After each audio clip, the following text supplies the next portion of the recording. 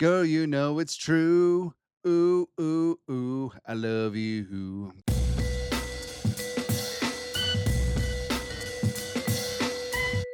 What's going on, Jerome's? I feel like I'm in a really good groove right now. So, obviously, early in the off season, lots of stuff going down. But in this interregnum between mandatory minicamp and started training camp, you ever seen the movie How Stella Got Her Groove Back? So, there's three movies that I've seen the most in my life. Number one is randomly F1 because I just always have it on in the background. Number two, Ocean's 11, the Brad Pitt George Clooney one, not the Frank Sinatra one. And three, How Stella Got Her Groove Back. Right? I'm Stella. Groove is back. Ready for the football season. Let's go. Let's go. Uh, anyways, you have Kevin O'Connell. Is he on the hot seat? Is he not? Who knows, man? But this is an alternate year. This is an even numbered year, so the Vikings should and could make the playoffs this year. So it's gonna be good to go, right? And here's the thing: the whole thing about here's why we always like question things and rage against the machine, right? Because Vikings ownership said that, hey, we take time to meet and discuss things before we make decisions after the season. Hmm. So how come the same ownership didn't take a month to fire Zimmer and Spielman? They fired them the day after the 2021 season wrapped up. Why is that? Right? Because bah bah. Hey, if you believe that, we got a bridge to sell you. That's what we'll do, man. But it is what it is. Sam Darnold made the Super Bowl, and then 5 days later, Kwesi got fired. Here's what it is. Nolan Teasley is all up in the building. So we have Ocho hot fire predictions for the 2026 Minnesota Fighting Vikings. Plus, here's that, like, these predictions don't even include like Kyler Murray, Justin Jefferson, Jordan Addison. There's so much intrigue in this team. I love football. I love American style football, not the other stuff that, you know, and this damn team, man. All right, number one, JJ McCarthy will start over 2.5 games this season. Now, this could mean a couple things. Number one, it could mean that JJ wins a job. It could also mean that Kyler misses time due to injury, which he has for the last 5 seasons. And also, I believe in Kyler Murray's talent, but also let's not forget he essentially got benched last year for Jabroni Brisket in the absolute garbage heap that is the Arizona Cardinals, right? So I believe, especially given the limited sample that we saw from McCarthy last year when he was injured 9,000 times, the clutch gene is there. The fundamentals, techniques, all that stuff does need to be worked out, but by all accounts, he looked really damn good during OTAs and mandatory minicamp. Now, I don't think that it's going to be a truly open competition. I do believe that Kyler will be named the starter, but you got to have two quarterbacks in today's NFL, as you've seen, where so many teams, like, one injury to a quarterback and their season is just gone, just in the tank, right? But I do believe that the Vikings will have to have both Kyler and JJ McCarthy. It is going to be quarterback by aggregate, which we'll take, and I'm not ready to give up on 9. Just not ready to give him up. Nah. Number 2, Jordan Mason will have a Pro Bowl season. Now, it may be like he's the 7th alternate Pro Bowl, but still counts. Do you know Shedeur Sanders is a Pro Bowler? Nah. But Mason, we talked about it, where I feel like Aaron Jones is going to be more of a spot starter, hopefully. And Jordan Mason getting that work, closing out games, being that goal line back. I feel like he's going to rack up and stack up some good stats. I feel like he'll have over 900 yards rushing, probably 12 plus total touchdowns. I feel like that adds up to Pro Bowl, especially late in games, just closing things out, 4-minute offense. Let's go. Jordan Mason in a contract year 2, by the way. Gonna be good. Next up, number 3, Orange and Banks will combine for 1,400 snaps. Now, you're gonna average about 1,100 snaps on one side of the ball for a 17-game season, right?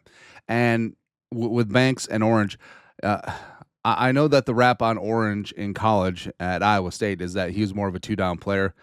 I feel like that his pass rushing numbers were sort of muted by design of Matt Campbell's defense, where Orange can rush the passer, man.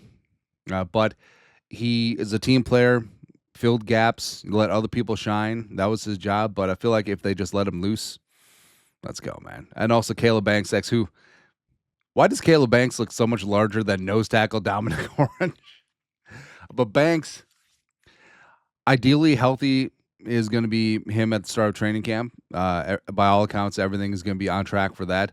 And I feel like Banks, knocking on all the wood, if he can stay healthy, like, is going to be a dominant force along the defensive line. 3-down player, could play a mix of edge rusher, 5-tech, can kick inside 3-tech, and do a lot of things. Like, I think that these two are going to really be a dynamic force along the defensive line. And basically, a lot of the national jabronis are still lamenting. It's like, oh, well, the Vikings defense, they got rid of Allen and Hargrave. Like, how good can they be? Oh, we'll be damn good. All right, so Banks, Orange, Redmond, a little LDR in there too. Come on, man. Yeah. Next up, number 3, James Pierre will lead the team in interceptions. Now, I feel like this won't be a monumental feat whatsoever. But James Pierre, he only has 4 career picks. But remember, he wasn't really a full-time defensive player until last season. And I just feel like Pierre, because teams will see Murph, they'll see Rodgers, they'll go elsewhere. James Pierre, putting it on the table. He leads the team with 4 interceptions in 2026. Now, you may say that 4 doesn't seem that impressive. Well, the team leader in interceptions last year, it was a triumvirate. 3 guys tied. Murph, Metellus, and Harrison each had 2. Do you know Isaiah Rodgers only had 1 pick all season? It was that 87-yard pick 6 against the Bengals. Come on. Rodgers only had 4 passes broken up, and his PBUs were not low because teams weren't throwing away from him. But yeah. So I feel like James Pierre is going to step in as a third corner and be a stud right away, man. It's going to be good. Also, number 5, Will Reichard, back-to-back first-team All-Pros. Even though the Vikings offense is going to be putting up a lot of crooked numbers, I feel like that there will be a lot of room for Reichard. Hell, maybe he'll be the number 1 scorer in the NFL just by PATs.